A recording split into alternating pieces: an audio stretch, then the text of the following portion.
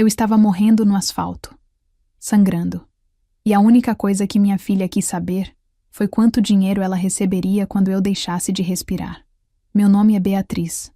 Tenho 52 anos. E nunca imaginei que uma quinta-feira comum de março de 2024 seria o dia em que descobriria quem realmente era a pessoa que criei com tanto amor e sacrifício. Antes de continuar, se você quer ouvir mais histórias reais e chocantes como essa, se inscreva no canal agora. E aproveita e me conta aqui nos comentários. De onde você está ouvindo essa história? Aquela manhã começou como qualquer outra. Acordei às 6 horas. Preparei meu café com leite. Vesti meu conjunto azul marinho que tanto gostava para ir trabalhar na escola onde leciono há mais de 20 anos. Sou professora de história, uma profissão que escolhi por amor, não por dinheiro. Mas nos últimos meses, minha vida havia mudado drasticamente por causa de uma herança inesperada. Meu pai, que faleceu 6 meses antes, me deixou uma quantia considerável de dinheiro e alguns imóveis. Com esse dinheiro, fiz algo que sempre considerei sensato. Contratei um seguro de vida robusto. A apólice valia R$ 1.200.000. Meu raciocínio era simples. Se algo acontecesse comigo, minha filha única, Daniela, de 28 anos, estaria protegida financeiramente. Afinal, eu a criei sozinha desde os 5 anos, quando meu marido morreu em um acidente de trabalho. Daniela sempre foi minha prioridade. Paguei escola particular, curso de inglês, faculdade de administração em universidade privada. Dei tudo o que estava ao meu alcance, mesmo que isso significasse eu usar roupas velhas enquanto ela vestia marcas caras. Eu trabalhava duro, economizava em tudo, mas nunca deixei faltar nada para ela. Talvez esse tenha sido meu erro. Naquela quinta-feira, às 14h30, eu saía da escola após uma reunião pedagógica. O trânsito estava mais intenso que o normal. Parei no farol da avenida principal, próximo ao supermercado do bairro. Lembro-me perfeitamente do momento.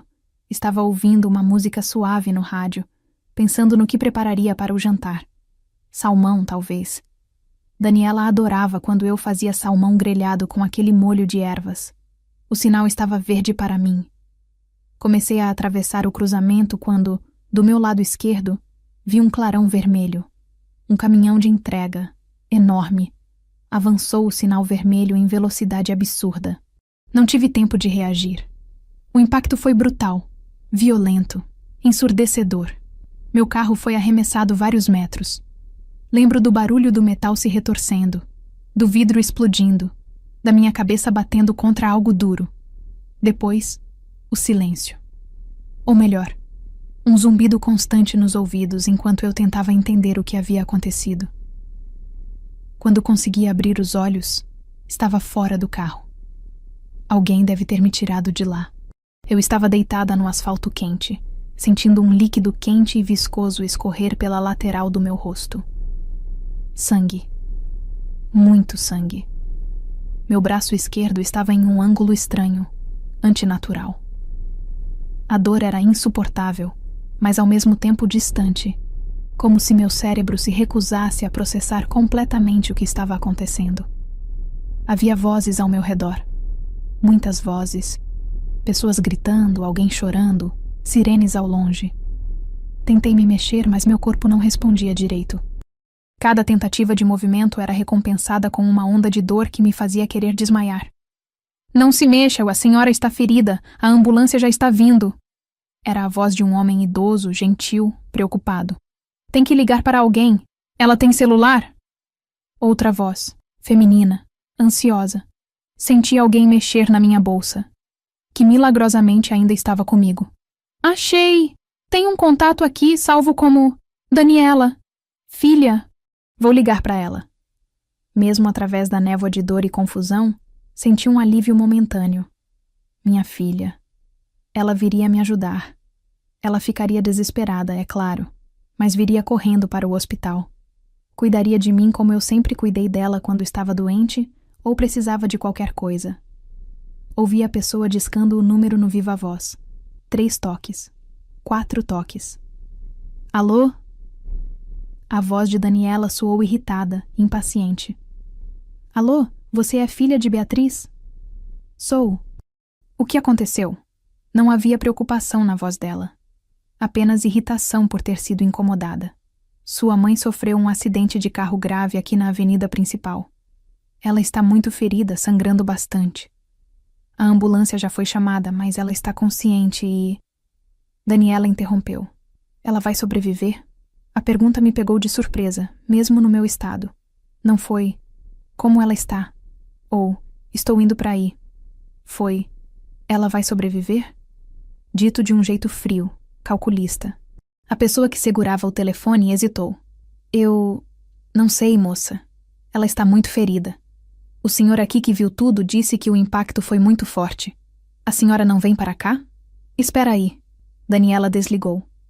Fechei os olhos, tentando processar aquilo. A dor física estava ficando mais forte, mas agora havia algo diferente me machucando. Uma dor no peito que não tinha nada a ver com o acidente. Por que minha filha não estava vindo?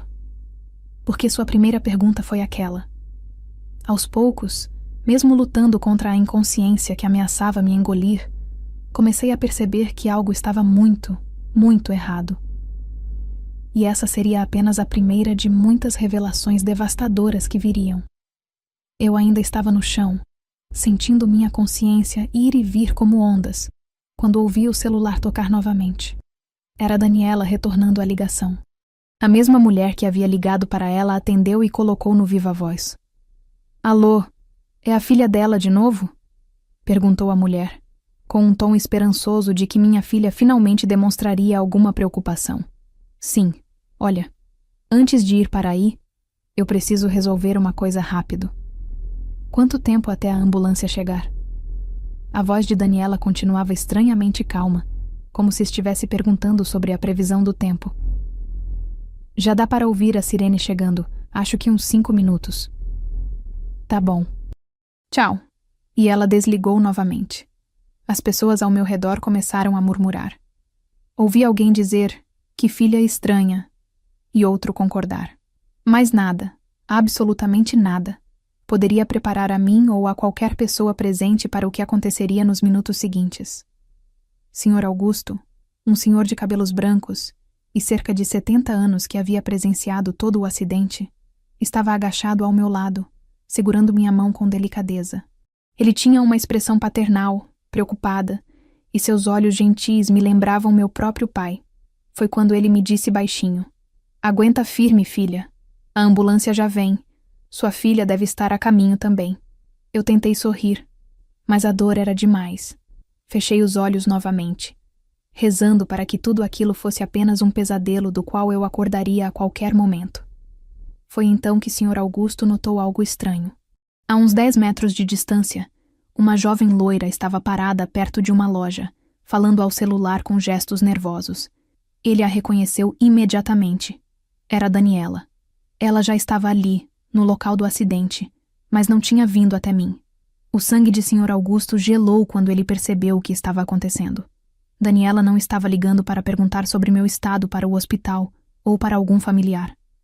Ela estava fazendo uma ligação completamente diferente. Discretamente, senhor. Augusto pegou seu próprio celular e começou a gravar. A voz de Daniela, embora ela tentasse falar baixo, era clara o suficiente para ser ouvida por quem estivesse próximo. Alô, é da Porto Seguro Seguros? Meu nome é Daniela Ferreira Costa. Eu sou beneficiária de uma apólice de seguro de vida. Sim, a apólice está no nome de Beatriz Ferreira Costa, minha mãe. Sr. Augusto se aproximou um pouco mais, sem que ela percebesse, mantendo o celular posicionado para captar o áudio claramente. Ela acabou de sofrer um acidente de carro gravíssimo. Muito grave mesmo. Está sangrando muito aqui no chão. Não sei se vai sobreviver. Houve uma pausa enquanto a pessoa do outro lado falava algo. Então Daniela continuou, e suas próximas palavras foram como uma punhalada no coração de todos que ouviram. Quanto tempo demora para liberar o pagamento se ela morrer hoje? Não, eu sei que não é assim. Mas quanto é que eu recebo no total? 1.200.000, certo? É pago de uma vez ou parcelado? Sr. Augusto sentiu suas mãos tremerem de indignação. Outras pessoas que estavam por perto também começaram a perceber o que estava acontecendo e se aproximaram em choque silencioso. Daniela, Completamente alheia à audiência que havia formado, continuou. Entendo. E se ela ficar em coma? Como funciona? Porque pelo que eu tô vendo aqui, a situação é bem crítica mesmo. Sua voz tinha um tom quase esperançoso. Outra pausa. Sr. Augusto viu que mais pessoas estavam gravando agora também. A cena era surreal. Enquanto eu agonizava no asfalto a poucos metros dali, esperando pela ambulância que finalmente havia chegado, minha filha única estava negociando os termos do meu seguro de vida como se estivesse comprando um eletrodoméstico. Não, ainda não chamei a ambulância. Quer dizer, alguém aqui já chamou. Daniela disse isso com um tom de aborrecimento, como se o fato de alguém ter me socorrido fosse um inconveniente. Mas ela tá bem ruim mesmo. Tem muito sangue. Eu preciso saber se acontecer o pior hoje, quando sai o dinheiro. A atendente da seguradora devia estar tão chocada quanto todos ali, porque houve uma pausa longa. Daniela ficou impaciente. Alô? Você ainda tá aí? Eu preciso dessas informações agora. A senhora precisa levar sua mãe ao hospital imediatamente e registrar o boletim de ocorrência. Só depois disso, se for o caso, a senhora deve entrar em contato conosco com a documentação necessária, respondeu a atendente, com a voz visivelmente alterada. Tá, mas estou perguntando quanto tempo demora. Daniela estava ficando irritada. São quantos dias úteis? Uma semana? Um mês? Nesse momento, os paramédicos chegaram até mim e começaram os procedimentos de emergência. Eu mal conseguia manter os olhos abertos, mas ouvi um deles gritar. Pressão baixando? Precisamos levá-la agora. Tem algum parente aqui? Senhor. Augusto apontou para Daniela. A filha dela está ali. Um dos paramédicos foi até ela. A senhora é filha da vítima? Precisamos que nos acompanhe no hospital. Daniela virou-se, irritada pela interrupção, e cobriu o telefone. Já vou, espera aí. E voltou para a ligação. Olha, eu tenho que desligar agora. Mas eu quero que você anote meu número e me ligue assim que tiver as informações sobre o pagamento, tá bom? Ela desligou o telefone e caminhou lentamente em direção à ambulância, verificando algo no celular enquanto caminhava. Não correu. Não demonstrou desespero. Apenas caminhou calmamente, como quem vai pegar um ônibus. Quando finalmente chegou perto de mim, enquanto os paramédicos me colocavam na maca, nossos olhos se encontraram por um breve segundo. Eu queria acreditar que veria preocupação, medo, amor. Mas tudo que vi foi frieza e cálculo. Sr. Augusto guardou o celular no bolso, com o vídeo já salvo. Ele sabia que havia capturado algo terrível, algo que o mundo precisava ver. Aquela jovem mulher que acabara de demonstrar mais interesse em dinheiro do que na vida da própria mãe, não poderia sair impune. Enquanto a ambulância partia em disparada, com as sirenes cortando o ar da tarde, Sr. Augusto já estava abrindo suas redes sociais. O vídeo estava prestes a mudar não apenas minha vida e a de Daniela, mas também a chocar milhões de pessoas em todo o país. Enquanto eu estava sendo levada às pressas para o hospital, lutando entre a vida e a morte dentro daquela ambulância, algo estava acontecendo no mundo virtual que mudaria tudo para sempre. Sr. Augusto chegou em casa ainda tremendo de indignação. Ele havia testemunhado muita coisa em seus 70 anos de vida. Tinha sido militar, depois professor, tinha visto guerras, tragédias, perdas. Mas nunca, em toda sua existência, havia presenciado algo tão frio e calculista quanto aquilo que viu Daniela fazer. Sentado em sua poltrona, ele revisou o vídeo que havia gravado. A qualidade do áudio estava perfeita. Cada palavra de Daniela, cada pergunta sobre o valor do seguro, cada tom de ansiedade não pela mãe, mas pelo dinheiro, tudo estava ali, registrado de forma cristalina. Ao fundo, era possível ver os paramédicos trabalhando freneticamente para me estabilizar. Ele escreveu uma legenda que queimava de revolta. Acabei de presenciar a cena mais chocante da minha vida. Uma mãe agonizando no chão após um acidente brutal, e a filha, em vez de correr para socorrê-la, liga para a seguradora perguntando: quanto vai receber se a mãe morrer hoje? Gravei tudo. O mundo precisa saber que tipo de pessoa faz isso. Que tipo de filha é essa? Compartilhem para que a justiça seja feita. Sr. Augusto postou o vídeo simultaneamente no Facebook, Instagram e TikTok. Eram 15h45 quando ele apertou o botão de publicar. Ele não tinha muitos seguidores, apenas alguns parentes e amigos. Não esperava grande repercussão. Só queria que aquilo não ficasse impune. Mas a internet tem uma forma própria de julgar e sentenciar. Às 16h20, o vídeo já tinha 1000 visualizações e havia sido compartilhado por uma página local de notícias chamada Notícias da Cidade. A legenda deles era ainda mais incisiva. Urgente. Filha liga para a seguradora perguntando sobre indenização enquanto mãe sangra no asfalto. Veja o vídeo chocante. Às 17h, grandes páginas de notícias nacionais já haviam repostado. O algoritmo do TikTok começou a empurrar o vídeo para milhões de pessoas. Os comentários se multiplicavam a cada segundo. Isso não pode ser real. Ninguém é tão desumano assim. Essa menina precisa ser presa. Que horror! A mãe ainda está viva? Alguém sabe? Compartilhando para que todo mundo veja a cara dessa cobra.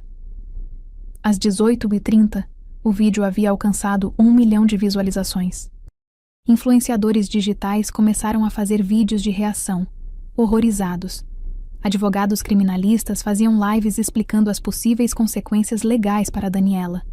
Psicólogos analisavam o comportamento dela, usando termos como psicopatia, falta de empatia e transtorno de personalidade antissocial.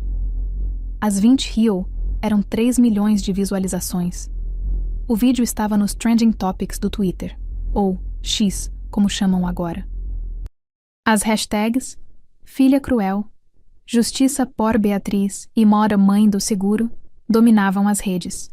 Jornalistas de grandes emissoras já estavam tentando localizar Sr. Augusto e nossa família para entrevistas. Às 22h, o vídeo ultrapassou 5 milhões de visualizações combinadas em todas as plataformas. Daniela havia sido identificada.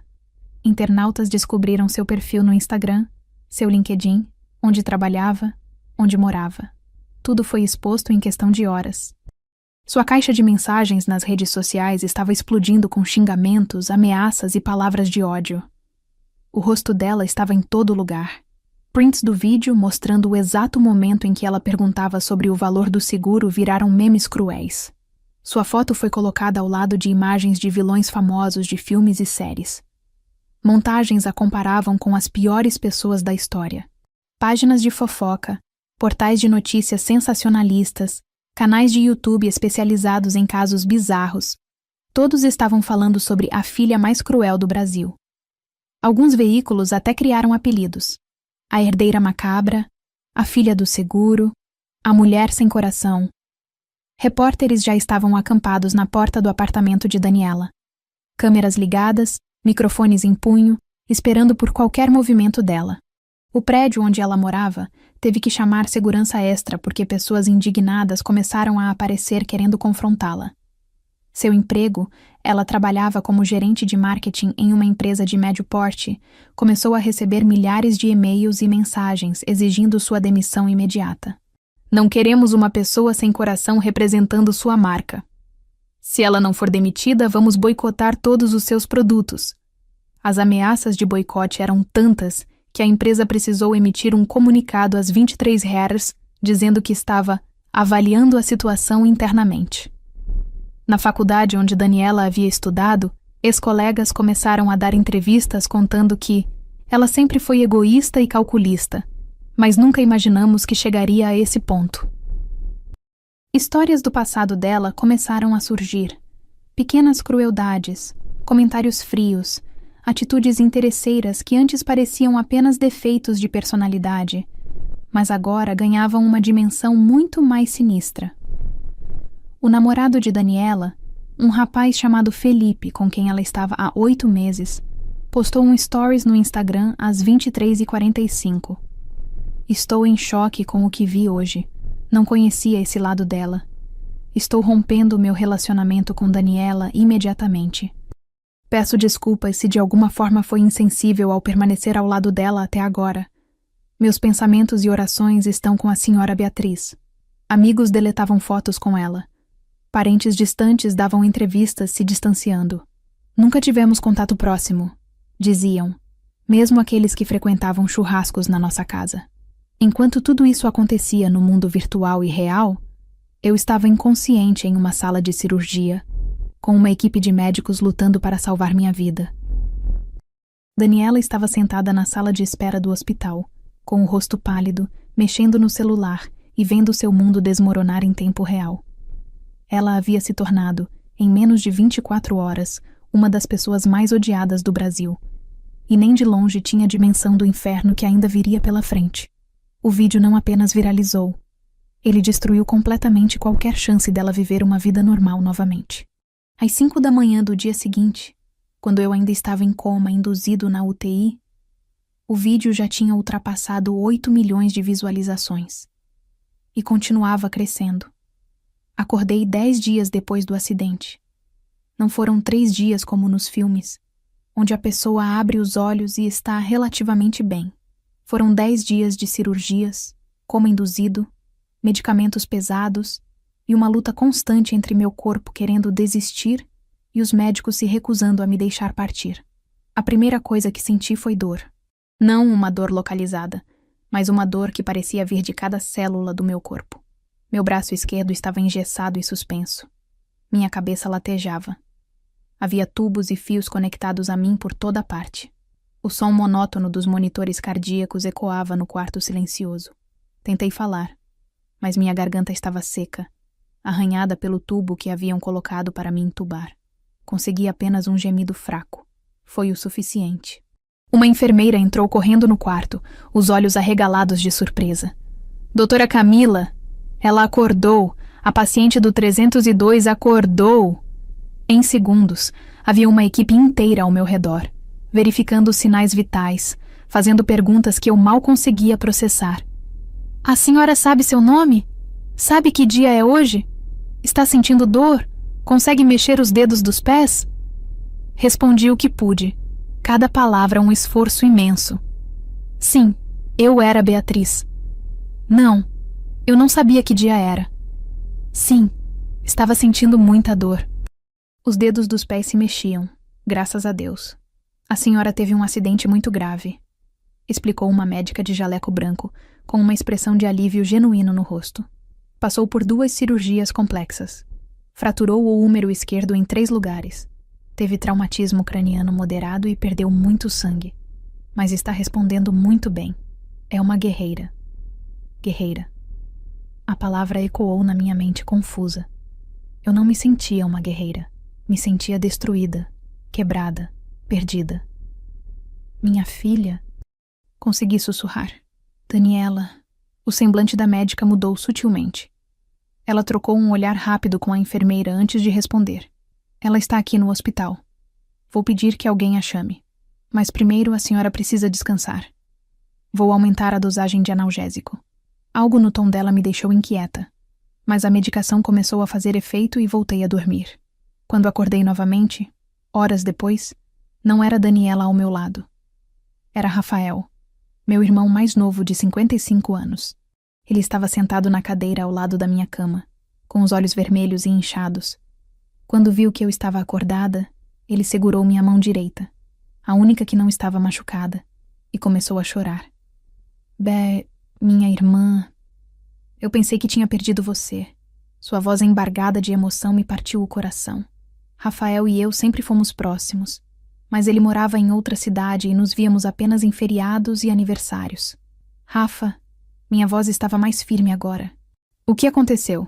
Cadê a Daniela? O rosto de Rafael se fechou. Ele soltou minha mão e passou as próprias mãos pelo rosto, num gesto de cansaço e frustração. Bea, existe algo que você precisa saber. Algo muito sério. Ela está bem? Aconteceu alguma coisa com ela? O medo tomou conta de mim. Mesmo com tudo que eu havia vivido, meu instinto de mãe ainda era forte. Ela está bem, se é que podemos chamar assim. Rafael pegou o celular dele, hesitante.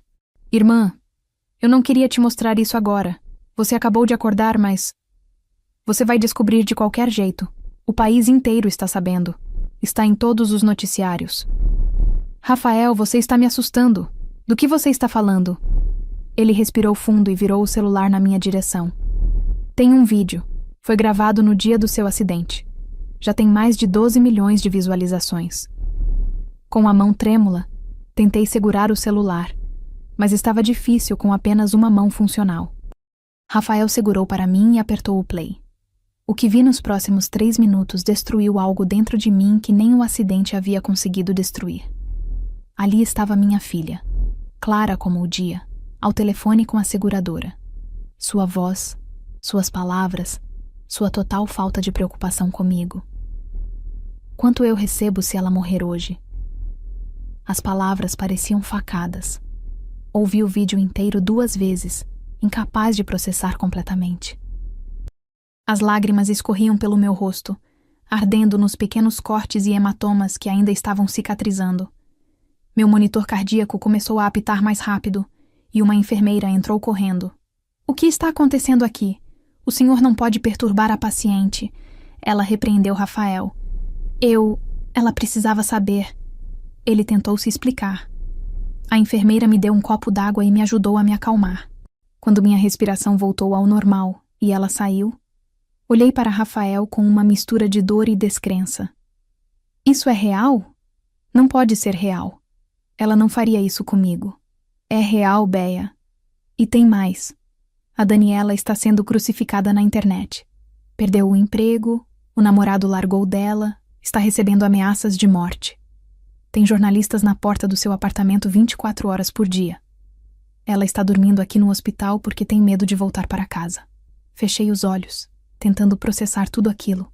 Minha filha, minha única filha. A criança que amamentei, que embalei para dormir, que ensinei a andar, a ler, a sonhar.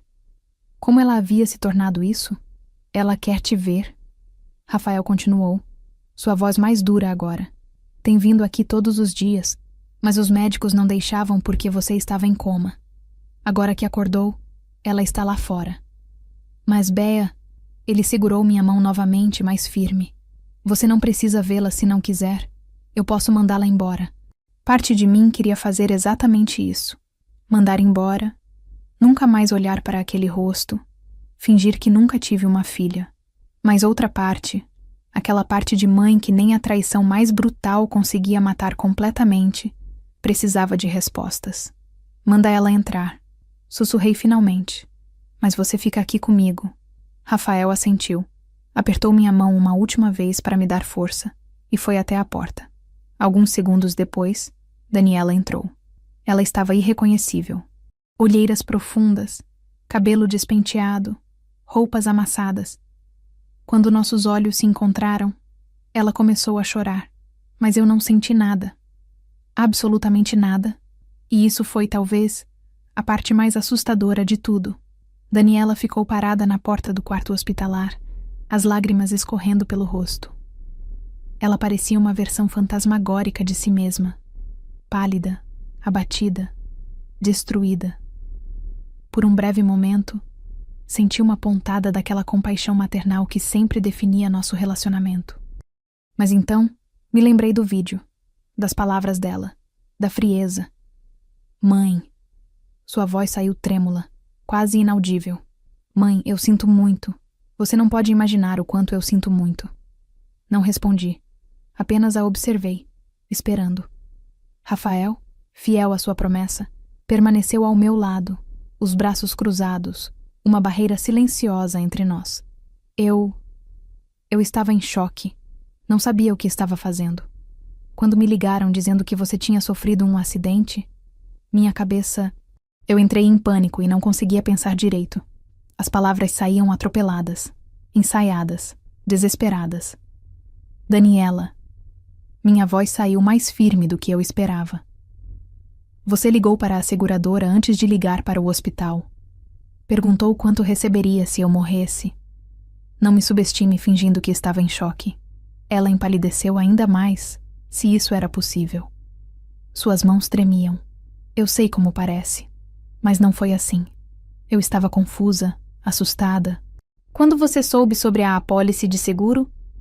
A pergunta saiu cortante. Ela piscou, surpresa. Você me contou, lembra? Há uns 3 meses. E desde então, quantas vezes você me perguntou sobre dinheiro? Eu pressionei, sentindo Rafael se tensionar ao meu lado. Quantas vezes perguntou sobre testamento, sobre contas bancárias, sobre o valor dos imóveis que herdei do seu avô. Daniela abriu a boca, mas nenhum som saiu. A verdade estava escrita em seu rosto. Rafael interveio, sua voz carregada de raiva contida. Quer saber o que eu descobri, Bea? Conversei com a Márcia, sua vizinha.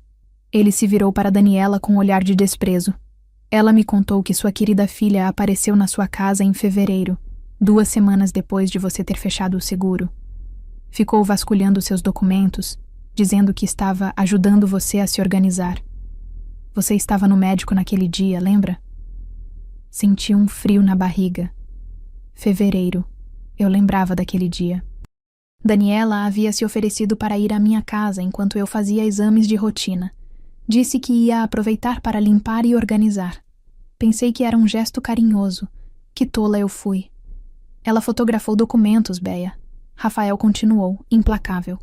A Márcia viu pelo portão quando foi levar uma encomenda que tinha chegado para você. Fotografou a apólice, fotografou extratos bancários, tudo. Eu só queria saber se você estava bem financeiramente. Daniela tentou se defender, sua voz agora histérica. Eu me preocupo com você. Mentira! Eu praticamente gritei, fazendo os monitores dispararem novamente. Uma enfermeira abriu a porta, mas Rafael fez sinal para que ela esperasse. Se você se preocupasse comigo, teria chamado uma ambulância. Teria corrido para me socorrer. Mas não. Você quis saber primeiro quanto dinheiro entraria na sua conta. As lágrimas de Daniela agora pareciam mais de desespero do que de remorso. Mãe, por favor, você precisa me perdoar. Minha vida acabou. Perdi tudo. Não tenho mais nada. E ali estava. A verdade nua e crua. Ela não estava arrependida por ter me ferido. Estava desesperada porque perdeu tudo que o dinheiro dela podia comprar. Nos últimos 3 meses, comecei a conectar as peças enquanto falava. Você me visitou 5 vezes. Cada visita fazia perguntas sobre dinheiro. Disfarçava como preocupação, como interesse, mas eram sempre as mesmas coisas. Quanto valia a casa, quanto tinha na poupança, para quem eu deixaria tudo. Daniela balançou a cabeça, mas não negou. Aquele jantar em janeiro, continuei, as memórias voltando com clareza dolorosa. Você perguntou se eu tinha pensado em fazer testamento. Disse que era importante, que eu não estava mais tão jovem. Eu tinha acabado de fazer 52 anos. Você me fez sentir velha, frágil, como se eu estivesse à beira da morte. Eu só queria que você se planejasse. Ela tentou novamente. Não, você queria garantir que quando eu morresse, todo o dinheiro viria para você sem complicações. A verdade era como veneno na minha boca. E sabe o que é pior? Eu teria deixado tudo para você de qualquer jeito. Tudo. Cada centavo, cada imóvel, cada investimento. Porque você é minha filha. Era só você ter esperado, ter sido paciente, ter me amado de verdade. Eu te amo. Daniela soluçou, dando um passo à frente. Rafael imediatamente bloqueou seu caminho. Não se aproxime dela, ele ordenou, sua voz baixa e ameaçadora. Rafael, ela é minha mãe. Você não pode me impedir de... Posso e vou. Ele cortou. Você perdeu o direito de chamá-la de mãe no momento em que perguntou quanto ela valia morta. As palavras de Rafael ecoaram no silêncio tenso do quarto. Daniela parecia ter sido esbofeteada. Ela se virou para mim implorante. Mãe, diz para ele que não é assim. Diz que você me perdoa, por favor. Olhei para ela, realmente olhei, tentando encontrar algum traço da menina que criei. A criança que tinha medo do escuro e dormia na minha cama. A adolescente que chorou nos meus braços quando levou o primeiro fora. A jovem adulta que me ligava toda semana só para conversar. Mas essa pessoa não existia mais. Talvez nunca tivesse existido. Daniela, disse finalmente, minha voz calma, mas firme. Eu passei 28 anos da minha vida me sacrificando por você. Trabalhei em 2 empregos quando você era criança para pagar sua escola particular. Não troquei meu carro por 15 anos para que você pudesse fazer intercâmbio. Não namorei ninguém sério porque tinha medo de dividir minha atenção e você se sentir abandonada. Ela continuou chorando, mas agora em silêncio. E no momento em que mais precisei de você, tudo o que você pensou foi em dinheiro. Não na ambulância que poderia salvar minha vida. Não em segurar minha mão enquanto eu sangrava no asfalto. Mas enquanto você ganharia se eu não sobrevivesse. Eu estava confusa. Ela sussurrou fracamente. Não. Você estava calculando. Virei meu rosto para o lado, incapaz de continuar olhando para ela. Saia do meu quarto. E não volte. Mãe, não. Saia! A palavra saiu como um grito, rasgando minha garganta ainda sensível. Saia agora antes que eu chame a segurança. Rafael segurou o braço de Daniela e praticamente a arrastou para fora do quarto. Ouvi seus soluços ecoando pelo corredor, diminuindo conforme ela se afastava. Quando Rafael voltou, minutos depois, me encontrou chorando silenciosamente. Ele não disse nada. Apenas puxou a cadeira para perto da cama, segurou minha mão e chorou comigo. Daniela não respeitou meu pedido para não voltar. É claro que não. 3 dias depois daquele primeiro confronto devastador, ela apareceu novamente no hospital. Desta vez, não veio sozinha. Trouxe um ramalhete de flores caras e uma caixa de chocolates importados. Aqueles que ela sabia que eu adorava. Era final de tarde quando ela entrou no quarto. Rafael havia saído para resolver algumas coisas do trabalho dele, e eu estava sozinha, assistindo televisão sem realmente prestar atenção. Quando vi Daniela na porta, meu corpo inteiro se enrijeceu. Eu sei que você pediu para eu não voltar. Ela começou, sua voz mais controlada do que da última vez. Não havia lágrimas agora. Mas você é minha mãe. Eu não posso simplesmente desistir de você. Engraçado você falar em não desistir. Respondi, desligando a TV com o controle remoto. Você desistiu de mim muito facilmente quando achou que eu ia morrer. Ela suspirou, colocando as flores e chocolates na mesinha de cabeceira. Mãe, quantas vezes eu vou ter que pedir desculpas? Quantas vezes vou ter que explicar que cometi um erro terrível? Erro? A palavra saiu carregada de amargura. Erro é esquecer de comprar leite no mercado. Erro é chegar atrasada em um compromisso. O que você fez não foi um erro, Daniela. Foi uma escolha. Ela se aproximou da cama, e desta vez não havia ninguém para impedi-la. Seus olhos, que antes estavam cheios de lágrimas, agora mostravam algo diferente. Frustração, talvez até raiva contida. Você não entende a pressão que estou sofrendo, ela disse, sua voz começando a subir de tom. Minha vida está destruída, mãe. Destruída. Perdi meu emprego, perdi meu namorado, perdi meus amigos. Não posso sair na rua sem alguém me reconhecer e me xingar. Tem gente me mandando ameaças de morte todos os dias.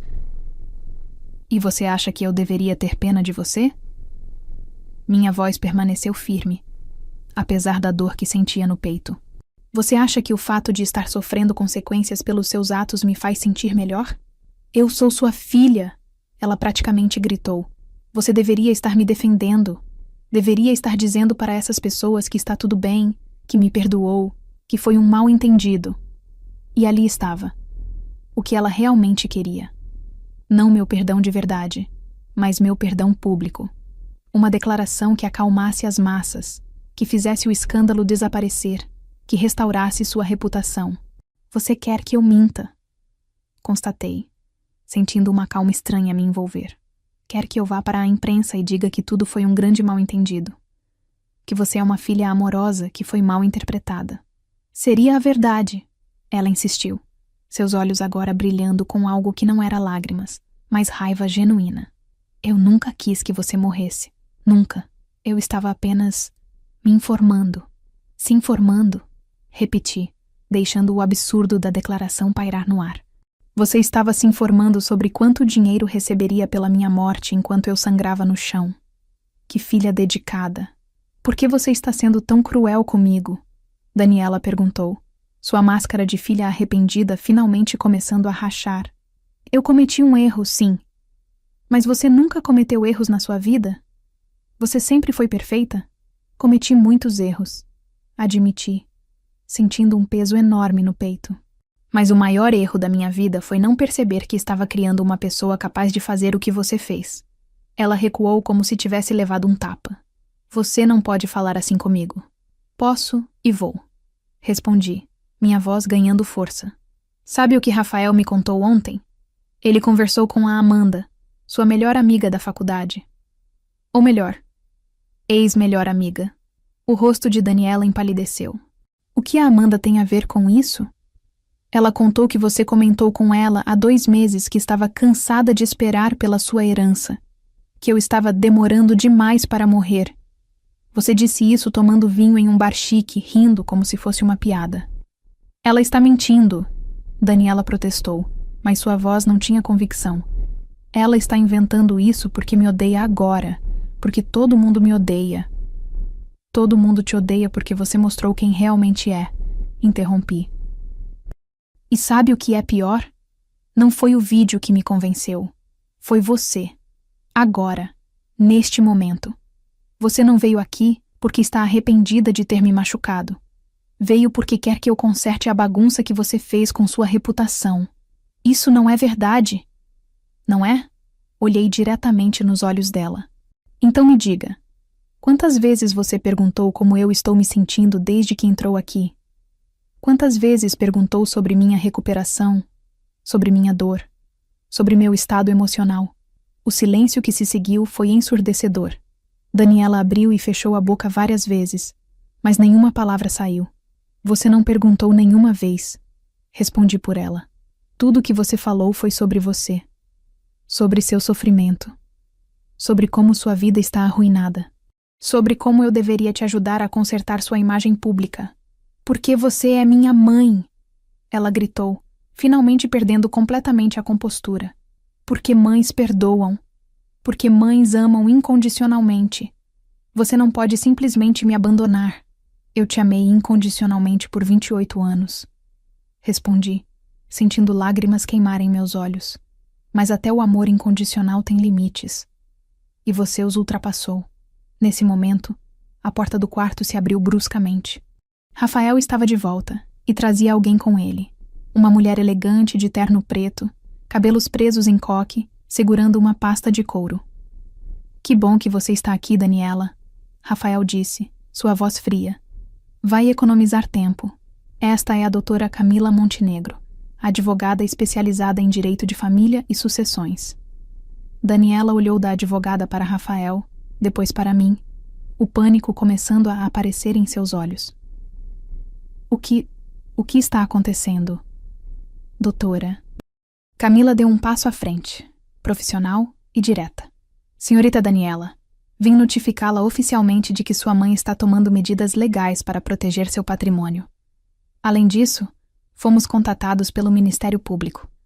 Há uma investigação em andamento sobre possível omissão de socorro qualificada. O mundo pareceu parar. Daniela ficou branca como papel. Investigação? Mas eu não... Você deixou de prestar socorro imediato à sua mãe para fazer ligações sobre benefícios financeiros. A advogada continuou impassível. Isso configura crime previsto no artigo 135 do Código Penal, com agravante pelo vínculo familiar. Mãe. Daniela se virou para mim, seus olhos agora genuinamente aterrorizados. Você não vai deixar eles fazerem isso comigo. Diz que não vai processar sua própria filha. Olhei para ela, para aquele rosto que era tão familiar e ao mesmo tempo tão estranho agora, e senti algo dentro de mim finalmente se romper. Não era raiva, não era ódio, era aceitação. Aceitação de que a filha que eu conheci, se é que ela realmente existiu algum dia, estava perdida para sempre. Doutora Camila, disse calmamente, prossiga com todos os procedimentos legais necessários e marque uma reunião para discutirmos as alterações no meu testamento. O grito de Daniela ecoou pelos corredores do hospital enquanto Rafael a escoltava para fora. Desta vez, eu sabia, seria a última vez que a veria como minha filha. Nos dias seguintes ao confronto no hospital, a vida de Daniela continuou sua espiral descendente de forma devastadora. Rafael me mantinha informada de tudo, mesmo quando eu não pedia. Parte de mim não queria saber. Mas outra parte, aquela parte que ainda sangrava por ter sido traída tão brutalmente, precisava entender a extensão do que estava acontecendo. A demissão veio primeiro. A empresa onde Daniela trabalhava há 4 anos como gerente de marketing emitiu um comunicado oficial 3 dias após o vídeo viralizar. Após análise cuidadosa da situação e considerando os valores fundamentais de nossa organização, decidimos encerrar o contrato de trabalho com a senhora Daniela Ferreira Costa, efetivo imediatamente. Nossa empresa se posiciona firmemente contra qualquer forma de comportamento antiético. O comunicado foi compartilhado milhares de vezes, com comentários aplaudindo a decisão. Finalmente, uma empresa com valores. Não queremos gente assim no mercado de trabalho. Palmas para a empresa que teve coragem de tomar essa atitude. Daniela tentou processar a empresa por demissão sem justa causa, mas qualquer advogado que ela procurava recusava o caso assim que descobria quem ela era. Desculpe, mas nossa agenda está cheia, diziam, um após o outro. A verdade é que ninguém queria ser associado a ela. Representá-la seria um suicídio profissional. O apartamento onde ela morava teve que ser abandonado. Não porque ela não pudesse pagar o aluguel.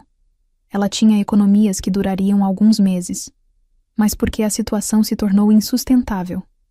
Rafael me mostrou fotos que circulavam nas redes sociais. A porta do apartamento dela pichada com palavras horríveis.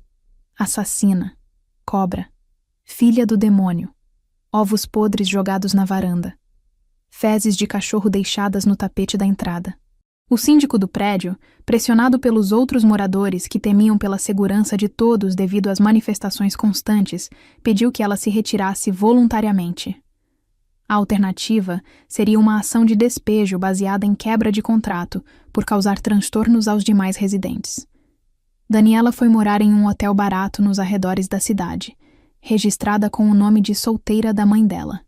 Meu sobrenome de solteira, tentando se esconder.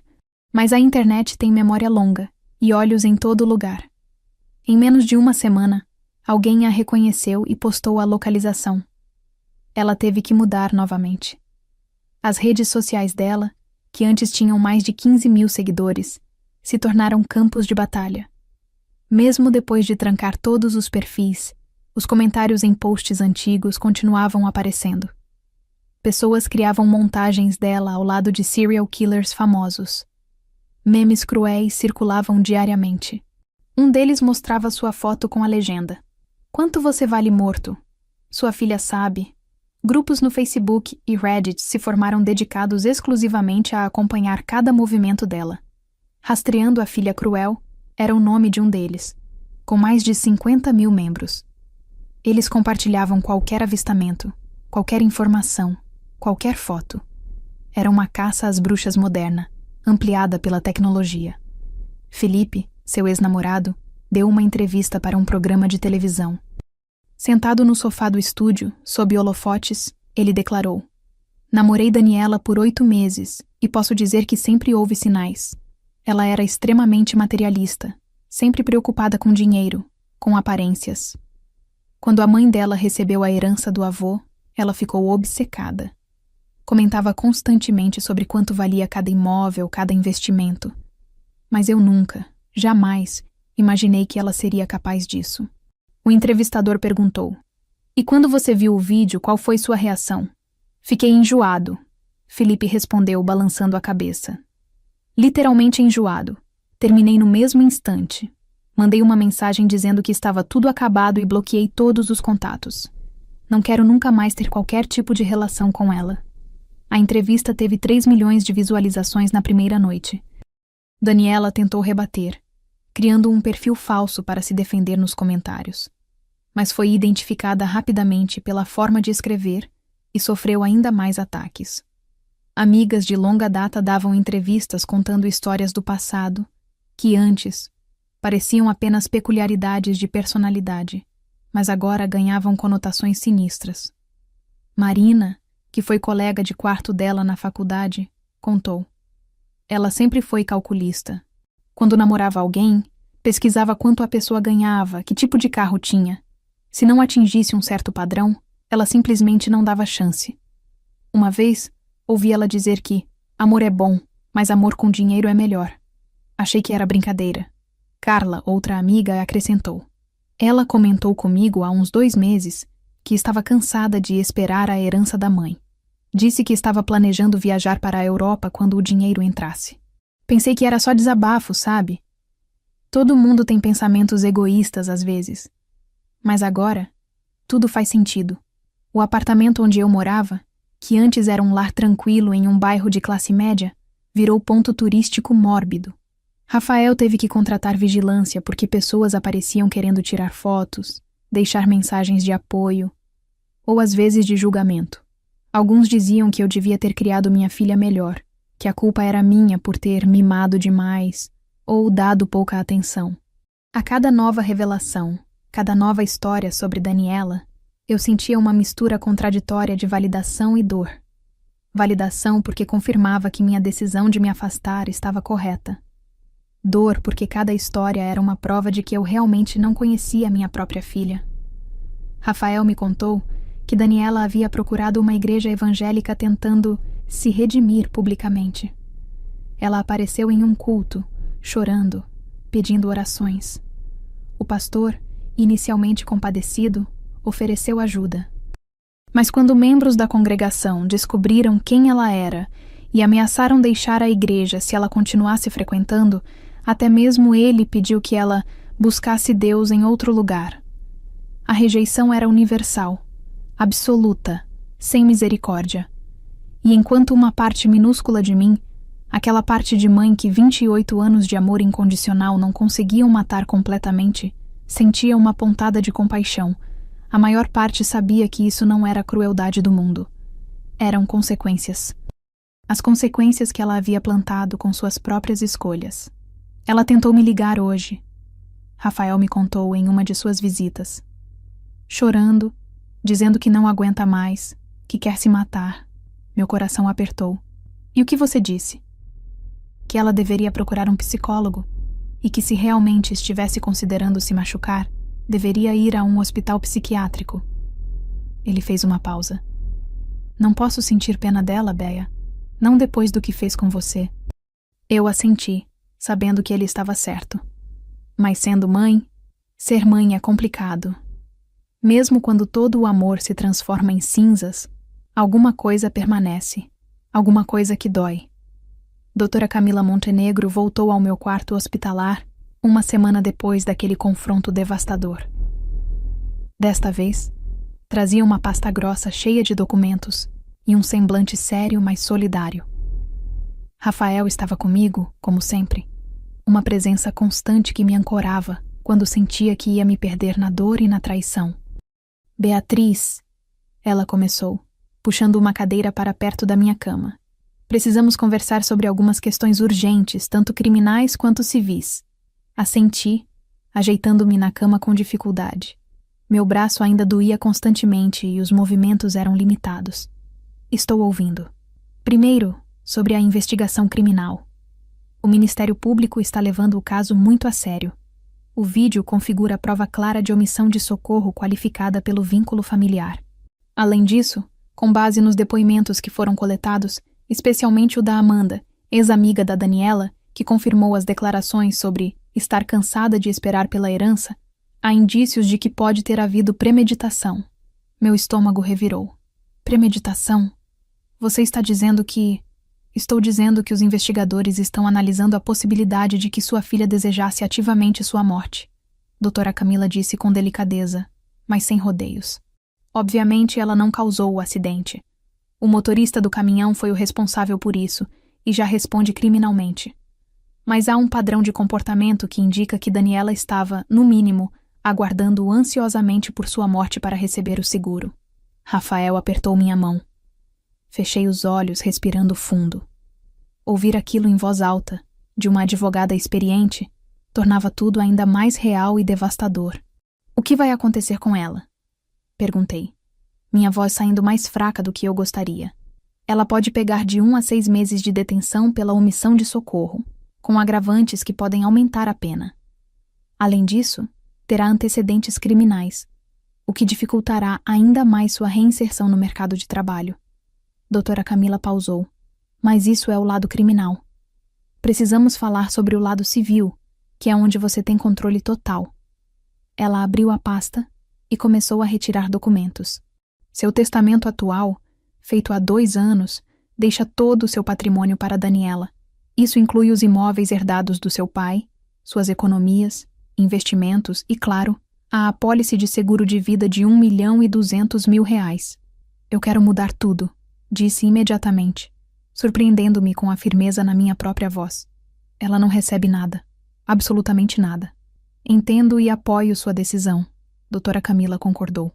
Mas precisamos fazer isso da forma correta para evitar futuras contestações. Daniela poderia alegar que você estava sob efeito de medicamentos fortes, emocionalmente abalada pelo trauma, e que isso invalidaria as alterações. Então, o que você sugere? Rafael perguntou, inclinando-se para a frente. Sugiro que esperemos mais 2 semanas, até você receber alta hospitalar e estar em acompanhamento médico ambulatorial. Faremos então uma avaliação psiquiátrica independente que ateste sua plena capacidade mental e emocional para tomar decisões. Só depois disso, faremos as alterações testamentárias em cartório, na presença de testemunhas. Isso tornará o documento absolutamente incontestável. Fazia sentido. Eu queria ter certeza de que Daniela não teria nenhuma brecha legal para reverter minhas decisões. E a apólice de seguro? Ela continua sendo beneficiária? Já cuidei disso, doutora. Camila disse com um pequeno sorriso. Entrei em contato com a Porto Seguro Seguros. Eles ficaram absolutamente horrorizados com a situação. Afinal, o vídeo mostra sua filha ligando para eles com aquelas perguntas grotescas. Eles abriram uma investigação interna e suspenderam qualquer possível pagamento a ela. Além disso, você tem o direito de trocar o beneficiário a qualquer momento. Já preparei os documentos necessários. Eu quero que seja o Rafael, disse, olhando para meu irmão. Ele sempre esteve ao meu lado. Merece isso. Rafael balançou a cabeça imediatamente. Béia, não precisa... Preciso sim, interrompi. Você largou tudo na sua cidade, seu trabalho, sua rotina, para ficar aqui comigo. Não aceitou nem que eu pagasse hotel. Está dormindo no meu apartamento para cuidar das coisas. Você é minha família de verdade. Lágrimas brilharam nos olhos dele, mas ele assentiu em silêncio. Doutora Camila fez anotações. Perfeito. Rafael será o beneficiário da apólice de seguro. E quanto ao restante do patrimônio? Os imóveis, contas bancárias, investimentos? Pensei por um momento. Metade para o Rafael. A outra metade eu quero dividir entre instituições de caridade. Quero que vá para lugares que realmente ajudam pessoas. Abrigos para mulheres vítimas de violência doméstica, orfanatos, hospitais públicos, lugares onde o dinheiro fará diferença real. É uma decisão linda, doutora Camila disse com aprovação genuína. Vou preparar tudo nos mínimos detalhes. Também sugiro que incluamos uma cláusula específica deserdando expressamente Daniela e explicando os motivos. Explicando? Perguntei confusa. Sim. No Brasil, filhos são herdeiros necessários. Têm direito a pelo menos metade da herança. Mas há exceções previstas em lei quando o filho comete atos graves contra os pais, como ofensa física, injúria grave ou desamparo. O comportamento dela se enquadra perfeitamente. Ao explicitar no testamento os motivos da deserdação, com referência ao vídeo, aos depoimentos e ao processo criminal, você fortalece ainda mais sua decisão. Assenti. Faça isso. Quero que fique absolutamente claro que isso não é uma decisão tomada por raiva momentânea, mas uma consequência direta das escolhas dela. Há mais uma coisa. Doutora Camila hesitou. A Porto Seguro Seguros está considerando processar Daniela por tentativa de fraude. As perguntas que ela fez, combinadas com a omissão de socorro, podem ser interpretadas como tentativa de se beneficiar indevidamente e de má-fé de uma apólice de seguro. Eles pediram sua autorização para usar seu depoimento no processo deles. Eles têm minha autorização, respondi sem hesitar. Tudo o que puder ser feito para responsabilizá-la deve ser feito. Rafael apertou minha mão novamente, desta vez com orgulho. Você está fazendo a coisa certa, mana. Doutora. Camila organizou os papéis de volta na pasta. Vou preparar toda a documentação. Nas próximas semanas, focaremos em sua recuperação física e emocional. Quando estiver pronta, finalizaremos tudo legalmente. Mas Beatriz, ela me olhou com seriedade. Prepare-se. Quando Daniela descobrir que foi deserdada, a reação pode ser intensa. Não me importo, disse, e pela primeira vez em semanas, senti algo parecido com paz. Ela já me mostrou quem realmente é. Não tenho mais nada a perder com ela. Mas eu estava errada, muito errada. Ainda havia revelações por vir que me chocariam até a alma. E elas viriam de um lugar inesperado, do Sr. Augusto, o homem idoso que havia gravado aquele vídeo que mudou tudo. Estava na minha 3ª semana de internação quando Daniela apareceu novamente. Desta vez, porém, era uma versão completamente diferente da pessoa que eu conhecia. Ela não trazia flores caras nem chocolates importados. Trazia apenas desespero. Era quase meia-noite. Rafael havia ido descansar no meu apartamento. E eu estava sozinha no quarto, assistindo a um documentário na televisão para tentar dormir. Quando a porta se abriu silenciosamente, pensei que fosse a enfermeira do turno da noite. Mas era a Daniela. Ela estava irreconhecível. O cabelo, antes sempre impecavelmente arrumado, estava oleoso e preso em um rabo de cavalo desleixado. Não usava maquiagem, e as olheiras profundas faziam seus olhos parecerem cavernas escuras. Ela havia emagrecido visivelmente. As roupas, que antes ficavam justas, agora pareciam penduradas em seu corpo. Mãe, ela sussurrou, fechando a porta atrás de si. Por favor, não me mande embora. Eu preciso falar com você. Meu primeiro instinto foi apertar o botão de chamada da enfermeira, mas algo na expressão dela me fez hesitar. Não era a raiva contida da última vez. Não era a frustração mal disfarçada. Era desespero puro, cru, absoluto. Como você passou pela segurança? Perguntei, mantendo minha voz controlada. Esperei escondida no banheiro do corredor até todo mundo estar distraído. Eu sei que você não quer me ver, mas eu não tinha escolha. Ninguém mais me atende. Ninguém mais me ouve. Suas palavras saíam atropeladas enquanto ela se aproximava lentamente da cama. Minha vida acabou, mãe. Completamente acabou. Daniela. Não. Ela interrompeu, caindo de joelhos ao lado da cama, as mãos juntas como em oração. As lágrimas já escorriam livremente pelo seu rosto. Por favor, só me deixa falar. Só dessa vez. Eu imploro. Contra meu melhor julgamento, fiz um gesto para que ela continuasse. Eu sei o que fiz. Ela começou, sua voz quebrada por soluços. Eu sei como foi terrível. Eu sei que não tenho desculpa. Mas, mãe, eu estava tão perdida, tão consumida pela ganância que não conseguia pensar em mais nada. Você acha que isso é novidade para mim? Respondi, minha voz fria. Você acha que admitir agora muda alguma coisa? Não, eu sei que não muda, mas eu preciso que você saiba que eu me arrependo. De verdade. Cada segundo de cada dia, eu revivo aquele momento e quero morrer de vergonha. Ela estava praticamente gritando agora, desesperada. Eu perdi tudo, mãe, tudo. Não tenho mais emprego, não tenho amigos, não tenho onde morar direito. Estou tendo que pedir dinheiro emprestado para pagar hotel porque ninguém quer me alugar nada. E você acha que eu deveria ter pena? As palavras saíram mais duras do que eu pretendia, mas era exatamente o que sentia. Não, eu não mereço pena. Daniela bateu as mãos no chão, frustrada consigo mesma. Eu mereço tudo o que está acontecendo comigo.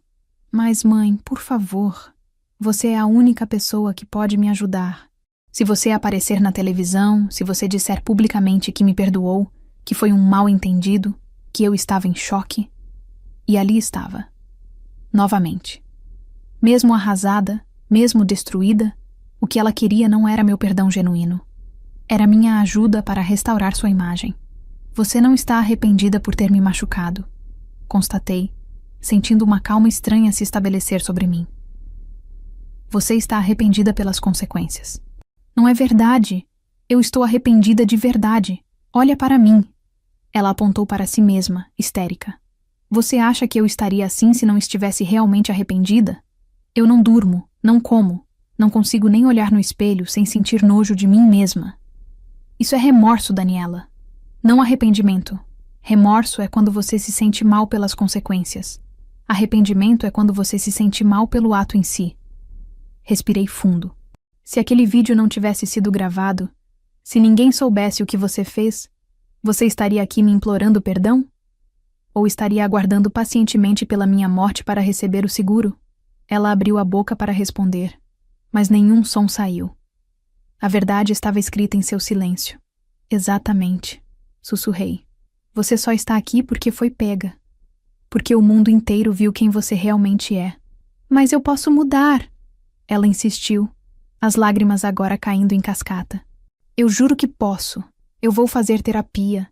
Vou trabalhar em mim mesma. Vou ser uma filha melhor. Só me dá uma chance. Uma única chance. Eu te dei 28 anos de chances. Respondi, sentindo minhas próprias lágrimas começarem a queimar.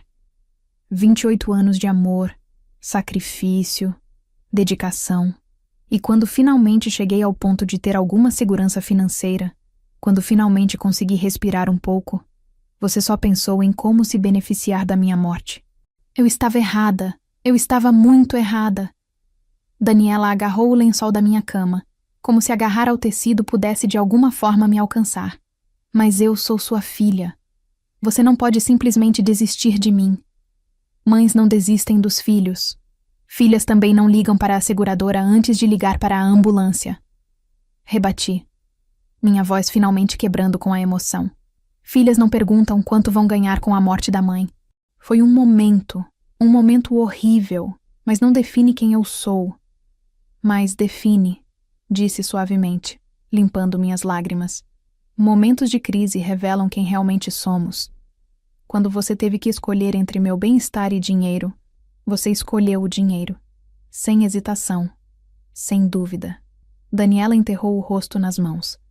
Seus soluços agora incontroláveis. Eu não tenho mais ninguém. Você é tudo o que me resta.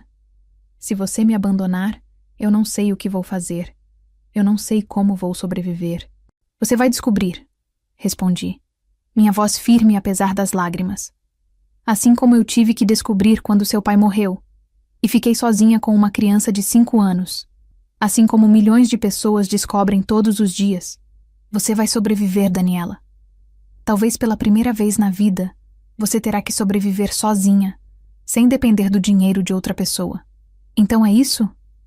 Ela levantou o rosto, os olhos vermelhos e inchados. Você realmente vai me abandonar? Sua única filha? Você me abandonou primeiro. Respondi simplesmente. Naquele asfalto, sangrando. Você me abandonou quando decidiu que eu valia mais morta do que viva. O silêncio que se seguiu foi quebrado apenas pelos seus soluços. Ela ficou ali, ajoelhada no chão, por mais alguns minutos. Então, lentamente, como se cada movimento custasse toda a sua energia, ela se levantou. Um dia, ela disse, sua voz rouca e quebrada. Um dia você vai se arrepender de ter desistido de mim. Talvez, admiti. Mas hoje não é esse dia. Ela caminhou até a porta, cada passo pesado. Antes de sair, virou-se uma última vez. Eu ainda te amo, mãe. Mesmo que você não acredite. Não respondi. Apenas observei enquanto ela abria a porta e desaparecia no corredor escuro. E pela primeira vez desde o acidente, senti que um capítulo havia finalmente se fechado. Mas eu não sabia que outro, ainda mais perturbador, estava prestes a se abrir. 3 dias depois daquela visita desesperada de Daniela, recebi uma visita inesperada. Era Sr. Augusto, o homem idoso que havia gravado o vídeo que mudou tudo. Ele apareceu no meio da manhã, quando Rafael estava conversando com os médicos sobre minha alta hospitalar que estava próxima.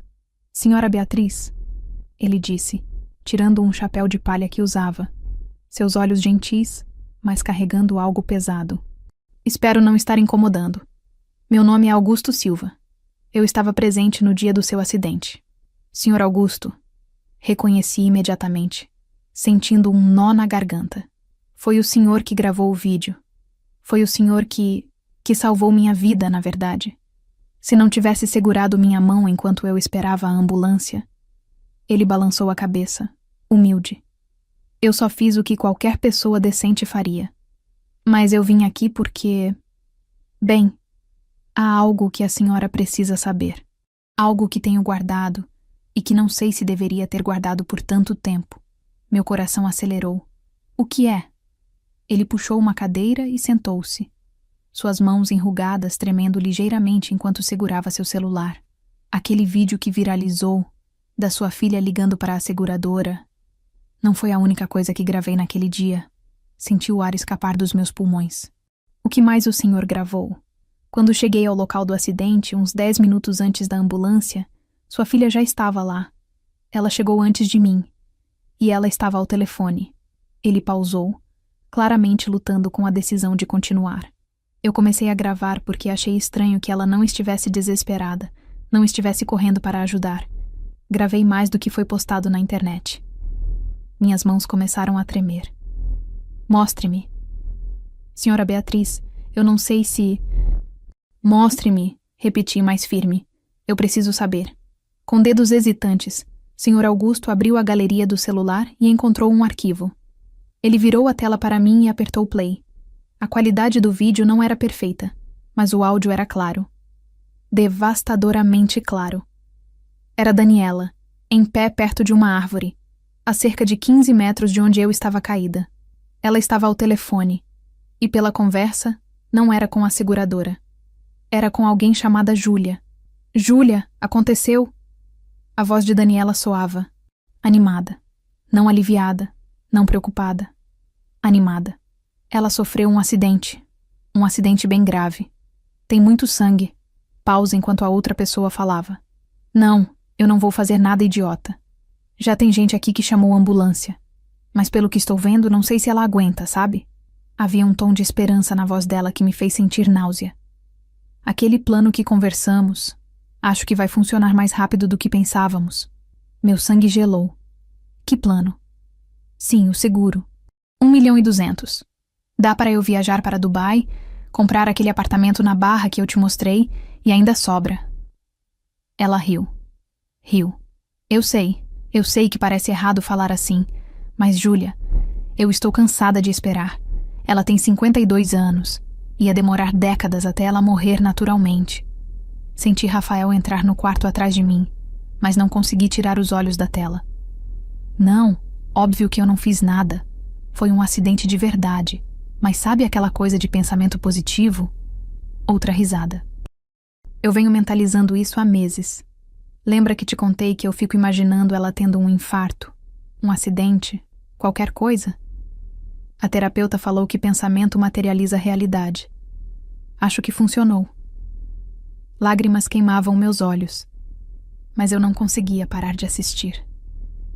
Olha, vou desligar que preciso ligar para a seguradora e me informar sobre os procedimentos. Depois eu te atualizo. Mas, Ju, eu acho que dessa vez vai. Eu acho que finalmente vou estar livre dela e com dinheiro para viver minha vida. O vídeo acabou. O silêncio no quarto era ensurdecedor. Rafael estava branco como papel, uma mão sobre a boca. Sr. Augusto olhava para o chão, claramente arrependido de ter mostrado. Há quanto tempo o senhor tem isso? Perguntei, minha voz saindo estranhamente calma. Desde o dia do acidente. Eu não postei junto com o outro vídeo porque achei que era tarde demais, que vocês tinham falado em particular. Depois, quando vi a repercussão, fiquei com medo de parecer que estava tentando ganhar visualizações, sabe? Mas isso tem me corroído por dentro. A senhora merece saber a verdade completa. Rafael... Chamei, ainda olhando para a tela preta do celular. Chama a doutora Camila. Agora. Meu irmão saiu correndo do quarto. Sr. Augusto ficou ali, segurando o celular, parecendo ter envelhecido 10 anos nos últimos minutos. Senhor. Augusto, disse finalmente. O senhor pode me enviar esse vídeo? E depois pode enviá-lo também para a polícia e para o Ministério Público? A senhora tem certeza? É sua filha? Era. Corrigi. Era minha filha. A pessoa nesse vídeo é uma estranha que compartilha meu DNA, mas não meu coração, não meus valores, não minha humanidade. Ele assentiu lentamente e começou a digitar no celular. Segundos depois, meu telefone vibrou com a mensagem. O vídeo estava lá, uma prova irrefutável de que tudo havia sido ainda pior do que eu imaginava. Daniela não apenas foi cruel no momento do acidente. Ela havia estado desejando ativamente minha morte há meses. planejando o que faria com o dinheiro, comemorando mentalmente meu possível falecimento. E quando o acidente finalmente aconteceu, um acidente real que ela não causou, ela viu como uma espécie de presente do universo. Ela disse que vinha mentalizando isso há meses, murmurei, mais para mim mesma do que para Sr. Augusto, que ficava imaginando eu tendo um infarto, um acidente. Eu sinto muito, Sr. Augusto disse, e havia lágrimas nos seus olhos também. Eu sinto muito que uma mãe tão claramente dedicada tenha criado uma filha assim. Não é culpa sua. Às vezes, a gente planta rosas e colhe espinhos sem entender por quê. Quando doutora Camila chegou, meia hora depois, assisti o vídeo mais 2 vezes com ela. A cada visualização, algo dentro de mim endurecia um pouco mais. A última fagulha de esperança de que talvez, apenas talvez, houvesse algo de salvável em Daniela, finalmente se apagou. Isso muda tudo, doutora Camila disse, sua expressão sombria. Isso não é apenas omissão de socorro. Isso mostra a premeditação de se beneficiar da sua morte. Isso mostra que ela vinha desejando ativamente que algo acontecesse com você. O Ministério Público vai ter um caso muito mais forte agora. Bom, disse simplesmente. Que seja feita a justiça. Sr. Augusto se levantou para ir embora, mas antes, segurou minha mão com ternura paternal. A senhora é uma mulher forte, Sra. Beatriz. Mais forte do que imagina. Vai superar isso e vai viver uma vida boa. Rodeada de pessoas que a amam de verdade. Obrigada, sussurrei. Por tudo. Por ter segurado minha mão naquele dia. Por ter gravado a verdade. Por ter coragem de me mostrar isso agora. Depois que ele saiu, fiquei sozinha com Rafael e com o peso esmagador da verdade. Minha filha não era apenas egoísta ou cruel no calor do momento. Ela vinha conscientemente desejando minha morte há meses, e agora, finalmente, eu sabia com absoluta certeza que havia feito a escolha certa. 6 meses se passaram desde aquele dia terrível no asfalto. 6 meses que me transformaram de maneiras que nunca imaginei possíveis. Recebi alta do hospital 3 semanas após o acidente, mas a verdadeira recuperação levou muito mais tempo. Não apenas a física, os ossos eventualmente se curaram, os hematomas desapareceram, mas a emocional. Hoje, sentada no consultório da minha terapeuta, olho pela janela e vejo o outono pintando as árvores de dourado e vermelho. É abril de 2024 e eu estou viva, verdadeiramente viva, talvez pela primeira vez em décadas. Como você se sente em relação à sentença? Minha terapeuta, doutora Paula, pergunta gentilmente. A sentença. Daniela foi condenada a 8 meses de detenção por omissão de socorro qualificada, com a pena agravada pelo vínculo familiar e pelas evidências de premeditação. Ela não foi presa. A pena foi convertida em serviços comunitários e uso de tornozeleira eletrônica. Mas agora carrega antecedentes criminais que a seguirão pelo resto da vida. Sinto paz, respondo honestamente. Não é satisfação, não é vingança. É apenas justiça. Ela precisava enfrentar as consequências dos seus atos. A Porto Seguro Seguros também a processou por tentativa de fraude. Esse caso ainda está correndo, mas os advogados dela já indicaram que provavelmente vão aceitar um acordo. Ela não tem recursos para uma batalha legal prolongada. O segundo vídeo, aquele que Sr. Augusto me mostrou, nunca foi tornado público. Doutora Camila, Rafael e eu decidimos que seria cruelmente desnecessário. O primeiro vídeo já havia destruído suficientemente a vida dela, mas foi usado como evidência no processo criminal e foi decisivo para a condenação. E o testamento? Doutora Paula continua. Finalizado, assinado, registrado. Respiro fundo. Metade do patrimônio vai para o Rafael, que merece imensamente. A outra metade está dividida entre 3 instituições: o Abrigo para Mulheres Vítimas de Violência Doméstica Santa Clara, o Orfanato Lar das Crianças e o Instituto de Combate ao Câncer Infantil. Como Daniela reagiu quando descobriu? Tentou me processar por incapacidade mental, digo com um sorriso amargo. Alegou que eu estava sob influência de medicamentos quando mudei o testamento. Mas a avaliação psiquiátrica que fizemos foi tão completa, tão bem documentada que o juiz rejeitou o pedido dela em primeira audiência. Ela não tem mais recursos financeiros para apelar. A vida de Daniela agora é um reflexo distorcido do que ela desejava para mim. Ela mora em um quarto alugado em uma pensão barata. Trabalha como atendente em um telemarketing, o único lugar que aceitou contratá-la com antecedentes criminais. E vive com o estigma daquele vídeo. Sempre viverá. Você sente culpa? Doutora Paula pergunta, indo direto ao ponto. Às vezes, admito. Algumas noites acordo pensando nela, me perguntando onde errei, o que poderia ter feito diferente. Mas então lembro do vídeo, das palavras dela, do riso quando falou em mentalizar minha morte. E percebo que algumas pessoas simplesmente são quem são, independentemente de como foram criadas. Rafael tem sido minha rocha. Ele voltou para sua cidade, mas conversamos todos os dias.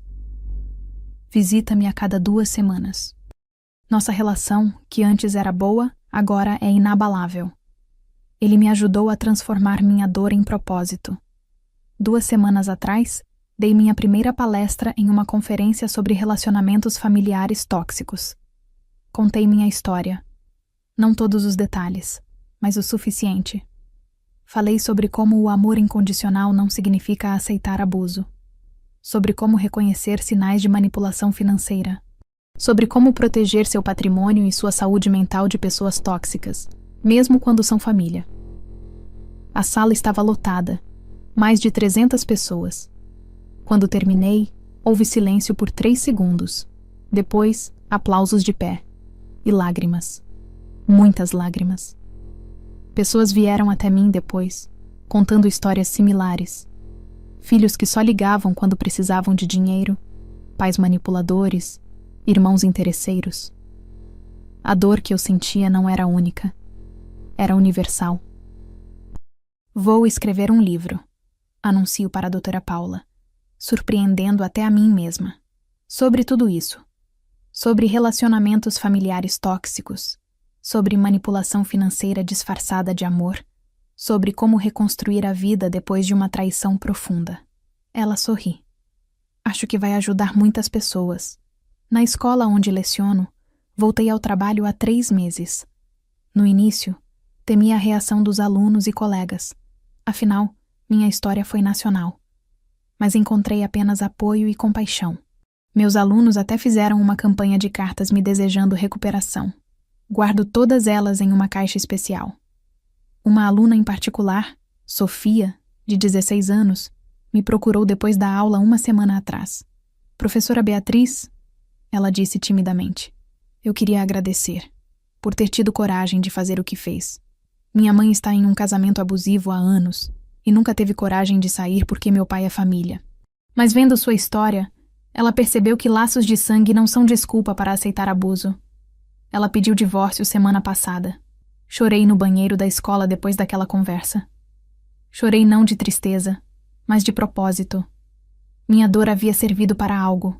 Estava ajudando outras pessoas a encontrarem coragem. Quanto a Daniela, não tivemos mais contato.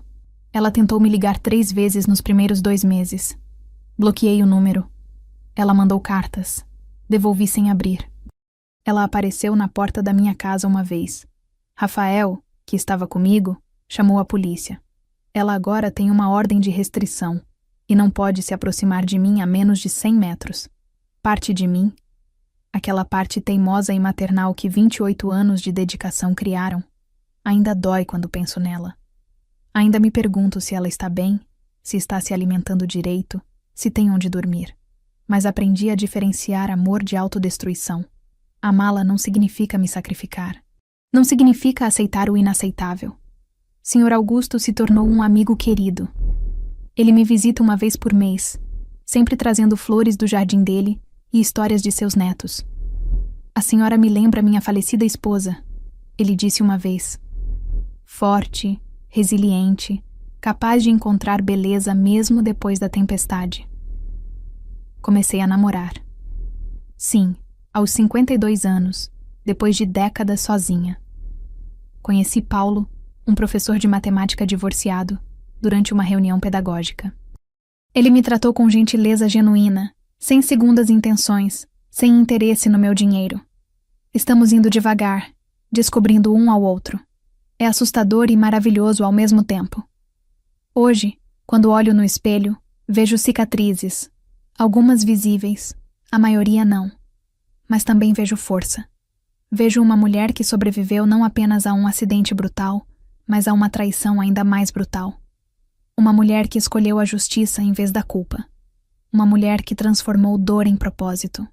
Daniela me ensinou a lição mais cara da minha vida, que às vezes as pessoas que mais amamos são aquelas que mais nos machucam. Mas também me ensinou que sobreviver é possível, reconstruir é possível, e viver, verdadeiramente viver, sem carregar o peso de relacionamentos tóxicos, é não apenas possível, mas libertador. Minha vida agora é minha. Não é definida pelo que minha filha fez ou deixou de fazer. É definida pelas escolhas que faço todos os dias. Acordar, lutar, crescer, ajudar outros, amar de novo. E pela primeira vez em muito tempo, quando penso no futuro, não sinto medo. Sinto esperança. Está pronta para encerrar a sessão de hoje? Doutora Paula pergunta. Sim, respondo levantando-me. Tenho um jantar com o Rafael e a família dele, e amanhã gravo um podcast sobre relacionamentos familiares tóxicos.